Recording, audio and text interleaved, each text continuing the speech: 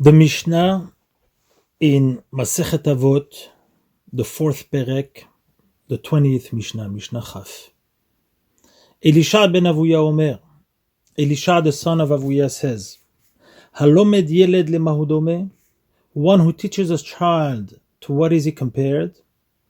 Lidio haktuva al neyar hadash, to ink written on a new paper.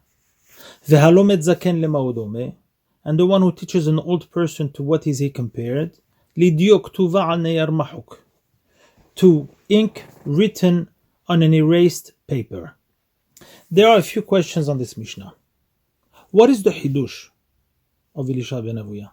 What is really the novelty that he's teaching us? Everybody knows that a younger person has a cleaner mind, less cluttered, and a sharper memory. We all know that as we age, our capabilities to learn are much slower. Our minds become filled with more and more distracting information, and our memory decreases and becomes less reliable. We all know that many skills, if not acquired early in life, will be difficult, if not impossible, to acquire at a later stage. That's why we see that children can learn many languages even at the same time. But for older people, it will be very difficult to do so. Do we need Elisha ben Avuya, one of the greatest Jewish minds of his day, to tell us that learning as a child will be more successful? Second question, and a bit more disturbing, is really the final message of the Mishnah. I understand that we must encourage people to learn while young, and while their minds are still open and receptive. But what is the point to discourage all the people who never had the opportunity to study Torah before? So if I am an elderly person, I should give up before I even begin? Why? If a person never had the chance to learn Torah as a child, he should never learn when he gets older? And the third question, of more than thousands of rabbis cited in the Mishnah and in the Gemara, only one that we know, and we know the story, that became a heretic, skeptical about his learning, and he went out of the derech, and that is Elisha ben Avuya. He was one of the outstanding sages of the 2nd century, at the same time that Rabbi Akiva has lived, and he was the teacher of Rabbi Meir Ba'al HaNes.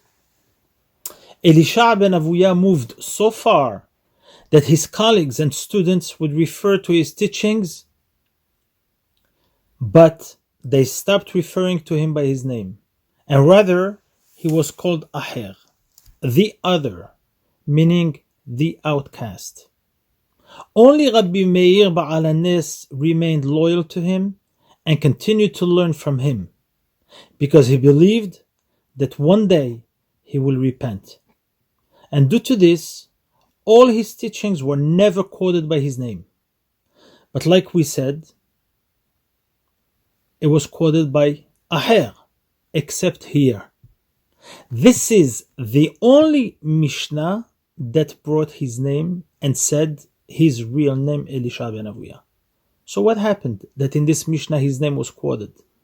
Why was this a particular idea chosen to be conveyed to all the generations in his name?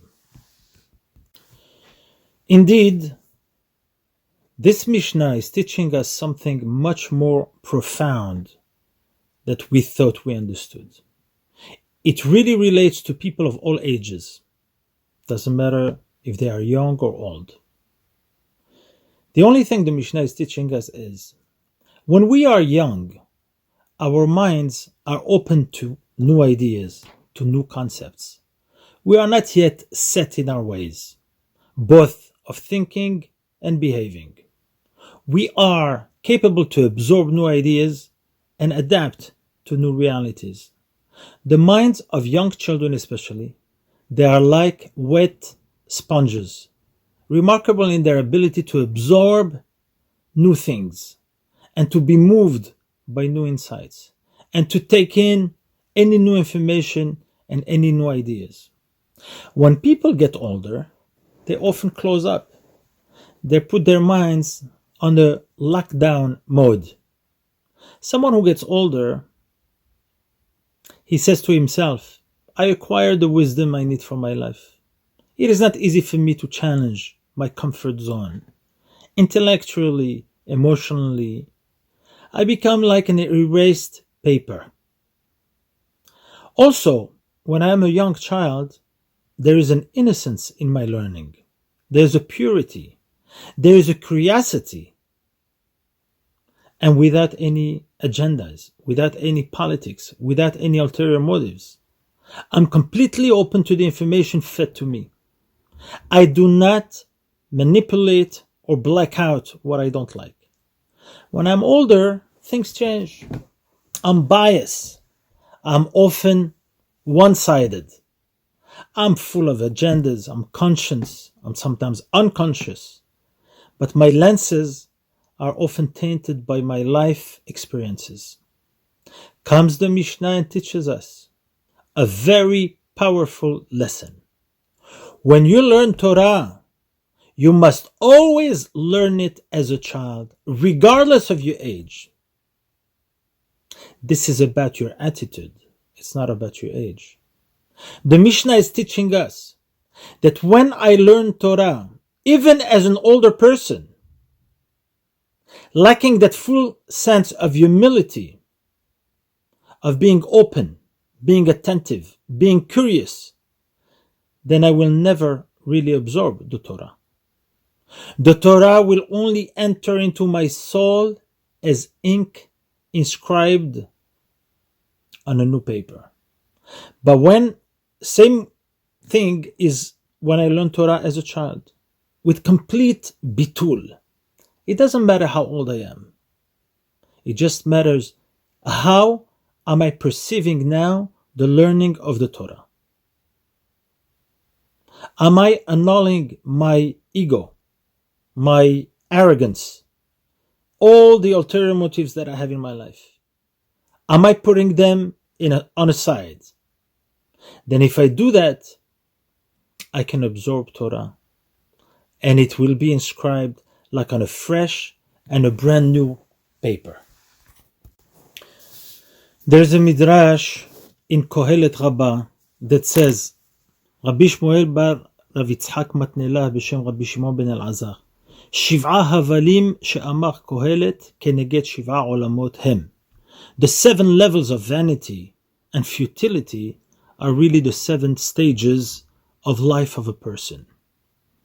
בן שנה דומה למלך, בן 2 ו3 דומה לחזיר, בן 10 שנה קופץ כגדי, בן 20 כסוס, נשא אישה הרי הוא כחמור, הוליד בנים מעיס פניו ככלב, הסכין הרי הוא כקוף. What does that mean? At 1 year of age, a person is like a king. He's sheltered in fine clothes. Everybody takes care of him. Everybody embraces him, kisses him. At 2 and 3, he's compared to a pig. Why? Because he's groping around in the garbage. He's everywhere. He's putting everything in his mouth. He's making a mess every time you leave him alone. At 10, he's like a baby goat. He's never sitting still for a moment. Jumps around, wants to go out, wants to come, wants to play. At 20, he's compared to a horse. Why? Because he's grooming himself in search of a mate, wants to get married. When he takes upon himself the responsibility of marriage, he's like a donkey who carries a burden on his back.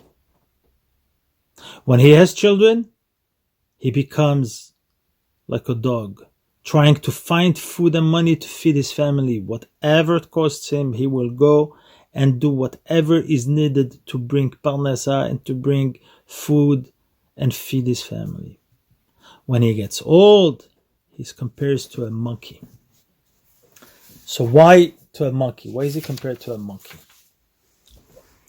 And this is really what Shlomo HaMelech says. For our first 20 years, we eat, we sleep, we play, we enjoy ourselves.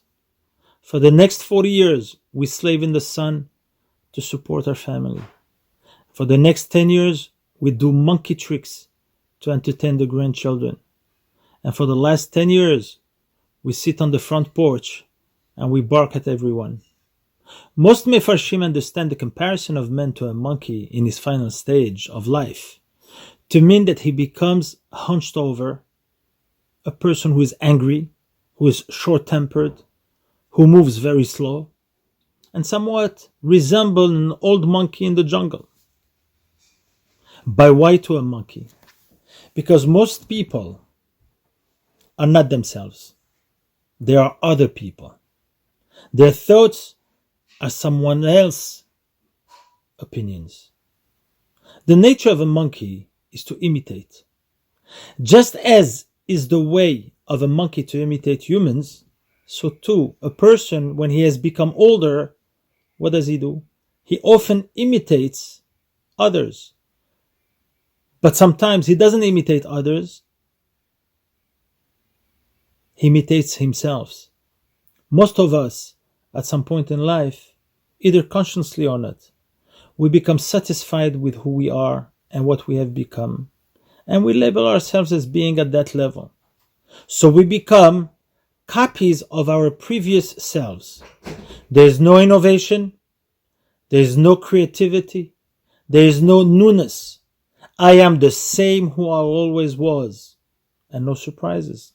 We stop trying to attain greater spiritual heights. We don't move and we don't get into any deeper wisdom. We are content in our lives and we take our remaining days as an imitation of what we were until today. And we become like an erased paper.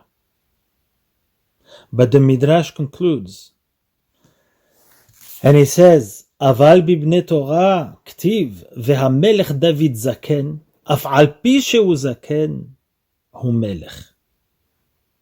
But people who learn Torah all their lives and take their time, their free time to learn Torah, they are like David HaMelech, where it says, and the King David was old, but he was old and he was still a king. Why a king? Because he was still like a fresh paper. Finally, we come to address the last question. Why this Mishnah is quoted in Elisha ben Avuya's name? Elisha ben Avuya, he had many downfalls. He had many vices. He betrayed his people, and he even betrayed Hashem. But one thing he had going for him, he absorbed Torah as a child.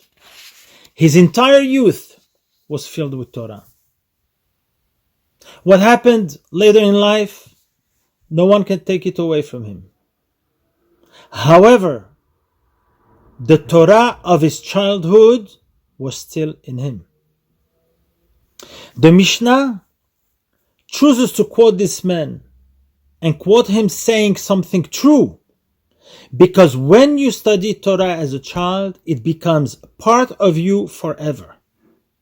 And that's why, finally, we can understand the Yerushalmi that tells us that Ahar Yamim Hala Elisha, after many days when he was old, he became ill.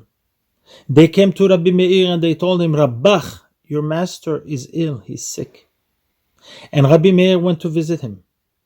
When he came to him, he told him, please Rabbi, Hazor Bach, please do tshuva.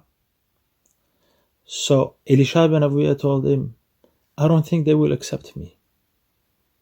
I don't think that my tshuva will be accepted. He told him, Master, Rabbi, you taught us that it says in Tehillim, Tashev Enosh Ad Daka. A person can do tshuva even if he falls down very, very deep down.